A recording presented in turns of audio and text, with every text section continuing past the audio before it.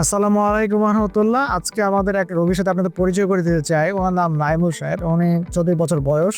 উনি একজন একটা সরকারি ব্যাংকের ম্যানেজার, বর্তমানে গাইবান্ধায় কর্মরত আছেন। ওনার হিস্ট্রিটা হচ্ছে উনি 2019 সালে খেলতে যান। খেলতে যেয়ে ওনার স্পোর্টস ইনজুরি হয় এবং ওনার পায়ে একটা লিগামেন্ট ছিঁড়ে যায়। তখন আসলে উনি বুঝতে পারেন এই লিগামেন্ট ছিঁড়ে গেছে। উনি বিভিন্ন ওষুধপত্র খেয়েছেন, ওয়েট করেছেন, কিন্তু ওনার সমস্যাগুলি যাচ্ছিল না। তো আমরা একটু নাইমুল সাহেবের শুনতে চাই। নাইমুল সাহেব, আপনি 19 সালে খেলতে যে পড়ে গেলেন, তোর কি প্রবলেম হচ্ছিল? আপনার খেলতে যে কি প্রবলেমগুলো হতো বা পরবর্তী জীবনে আপনি কি সমস্যাগুলো ফেস করতেছেন? খেলতে গিয়ে বল করতে গেলে পাটা ইমব্যালেন্সে পড়ে যেত আর কি। আমার পায়ে আর কি হঠাৎ করে মধ্যে পায়ে কোনো ব্যালেন্স পাচ্ছি না, পা ফেলতে গেলে ব্যালেন্স পাচ্ছিলাম না, এবং নড়ে যেত বা সরে সরে যেয়ে ইমব্যালেন্সে পড়ে বল একদম হুড়মুড় করে পড়ে যেতাম আর কি। ঘরে উনি বল করতে ওটার পরেও খেলতে যেতেন, খেলতে গিয়ে বল করতে পারতেন না, যে গ্রিপ করে বল থ্রো করতে তো উনি তখন ইমব্যালেন্স হয়ে পিছে পড়ে যেতেন, তাই তো? হ্যাঁ। আচ্ছা, এই আর আগে কি হতো? আর তারপর আমি বুঝতে পারি যে আমার হলো যে হাঁটুতে আর কি প্রেশার দিতে পারতেছে না। আমি তখন দৌড়াতেও ভয় পাইতাম, লাভ দিতেও ভয় পাইতাম। আমি আগে ম্যারাথন মিছে দৌড়াতাম। উনি একজন স্পোর্টসম্যান ছিলেন এবং এখন ছিল। এই যে ওয়েট আবার বেড়ে গেছে, আবার আমি দৌড়াতে পারি না। আমি স্বাভাবিক, এক কথায় স্বাভাবিক কার্যক্রমটা বিস্তৃত হয়ে গেছে আবার আর কি।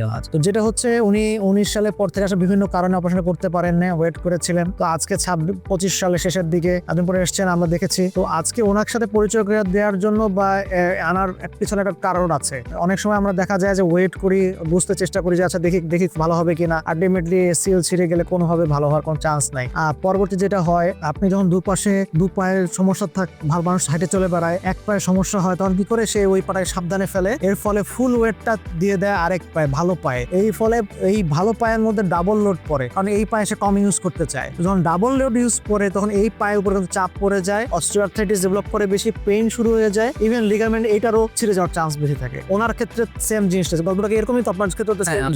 লেফট নিতেই প্রথমে ছিল আলটিমেটলি পরে আমি 2-1 বছর পর মোটামুটি আবার হাঁটাহাঁটি শুরু করে চলাফেরা শুরু করি। বাট আস্তে আস্তে আমার এখন দেখা আজকে আবার রাইট নিতেই আমার কিছুদিন আগে পড়ে গেছে। আমি রাইট নিতে আমি বুঝতে পারি এখন লেফট নিতে রাইট নিতেই বেশি সিভিয়ার এখন দেখেন, উনি কিন্তু নিজে বলছেন যে আমি লোড দেই, আমি এই লোডে রেস্টে থাকতাম, এই পায়ে লোড দিতাম, ফলে এই দুর্ঘটনা ঘুরে যায় ডান পাশে এবং ফুল লোড পড়ার কারণে এই পাটা এখন ছেড়ে গেছে। আসলে আনলিমিটেড ওনার দু পায়ে কিন্তু এসিএল ছেঁড়া। উনি কিন্তু এটা সতর্ক মানে যদি অপারেশন করে নিত তাহলে এই লোডটা সমানভাবে ডিস্ট্রিবিউশন হতো। সতর্ক থাকার ফলে এক পায়ে লোড দিয়ে এক পায়ে কাজ করে এক পায়ের উপর চাপ বেশি পড়েছে, আলটিমেটলি এখন দু পায়ে তার সমস্যা হচ্ছে। ইনশাল্লাহ আমরা এটা ওনাকে একসাথে দু পায়ের, আমরা আগেও করেছি, একসাথে দু পায়ের ইনজুরি লিগামেন্টের রিকনস্ট্রাকশন করে দেবো, যেন ওনার খরচটাও কম পড়ে, উনি খুব দ্রুত যেন ওনার চাকরিতে জয়েন করতে পারে। তো যারা ভাবছেন যে আসলে অপারেশন করবো কি করবো না, দোটানায় আছেন কি হবে না হবে, উনি 19 সাল থেকে 26 সাল 25 সাল পর্যন্ত ওয়েট করেছেন, আলটিমেটলি কোনো লাভ হয়েছে? কোনো উন্নতি পেয়েছেন? অবনতি ছাড়া। আমাকে ডিসিশন নিতে হচ্ছে আমি সার্জারিতে যাবো। হ্যাঁ, উনি কিন্তু ডিসিশন নিচ্ছিলেন, বিভিন্ন কারণে হচ্ছিল না, আলটিমেটলি ওনাকে সার্জারি করছে। উনি 19 সাল থেকে 25 সাল শুধু এতটা বছর উনি কিন্তু নষ্ট করেছেন।